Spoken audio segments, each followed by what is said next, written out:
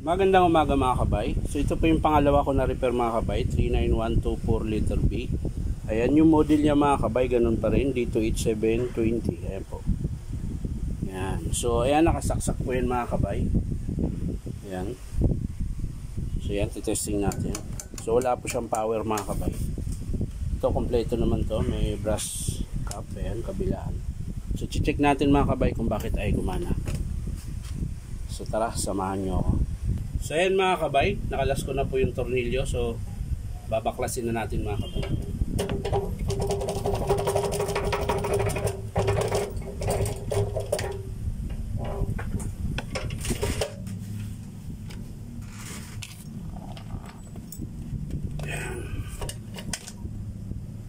Yun, ganun din.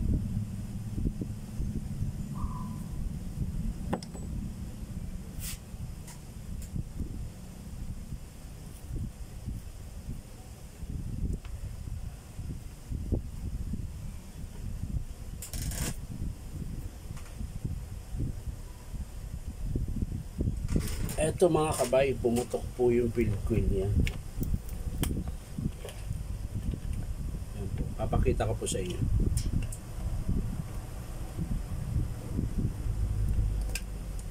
Sana makita nyo. Ilipat lang natin yung camera mga kabay para makita nyo.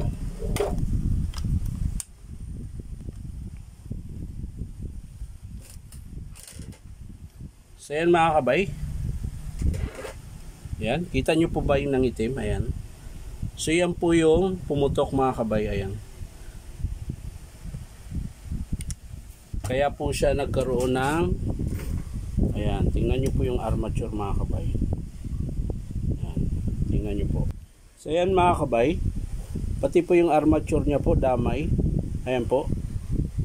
Tingnan nyo po yung bar, ganun din po, pingas po siya. Ayan. Ayan, pagdating dito straight, ayan. Pero dito pingas na po, ayan. Kabilaan po yan mga kabay, ito din. So ang papalitan din natin mga kabay, katulad din po nung nauna na estimate, ayan. Bali yung field coil po pumutok, ayan. Ito po yung ano niya. Hindi ko na po pwedeng ihinang yan mga kabay, putol-putol na po yan. So magpapalit pa rin tayo ng field coil, armature, tsaka yung carbon brush niya mga kabay is mahaba pa po, ayan. So hindi po tayo magpapalit, bago po yan. Armature tsaka field coil lang po ang ipapalit natin sa estimate na liter B. So yan lang po mga kabay, di ko na po ipapakita kung paano buuin. Papakita ko na lang po sa inyo kapag in-approve ng customer. Ayan.